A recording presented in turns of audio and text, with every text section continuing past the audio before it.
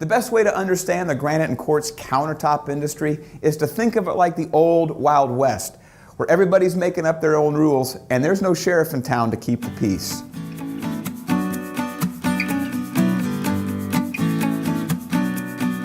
Hello, I'm Aaron Crowley with Crowley's Granite TV. Because of the lack of standardization in the granite and quartz countertop industry and the fact that there's no oversight or inspections, this leaves fabricators free to make up the rules as to how the experience unfolds in your home, as well as the finished quality that they perform to. This makes evaluating the companies and comparing the quotes that they provide a real challenge. And the only way to win this granite counter gunfight is to arm yourself with the right questions. Then, by asking every one of those companies the same set of questions, you can truly compare the experience that they intend to provide and the finished quality of the product you're going to receive. So in this video, we're going to show you 8 questions you have to ask every fabrication company so that you can effectively compare their quotes. There's 4 questions related to the experience you're going to have and 4 questions related to the quality of the finished product. When you compare the answers to these 8 questions, you will have total clarity and an ability to cut through the confusion that's so common in the granite and quartz countertop buying experience. So the 4 questions relating to the experience are: 1, will you help me select my slabs? For most countertop buyers, this is the most stressful part of the process, and the concern about picking the right material is valid. Number 2, can I participate in the layout? Selecting slabs is emotional, and there will be characteristics in your slabs that you may want to feature or avoid in the finished counters. The only way to communicate your expectations is to be involved at the time of layout. Number 3, who will manage the project details?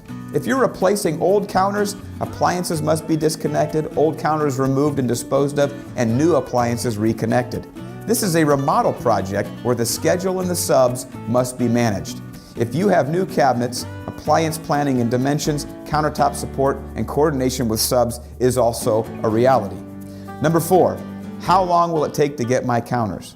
For existing counters, the question is, how many days will you be without a functioning kitchen?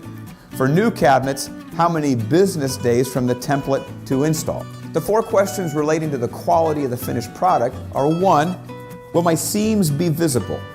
Quality seams are hard to see and find, but average seams with chips and poor color match stick out like a sore thumb. Number 2, how do you attach the undermount sink? Sink failure is an epidemic in the granite and quartz countertop industry because of faulty installation techniques. Number 3, how will you reinforce the undermount sink counter? Chances are you or someone else will kneel or stand on the countertop at the sink to either wash the window or change the light bulb above it.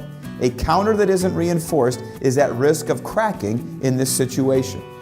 Number 4, will my edges be chip-free and smooth?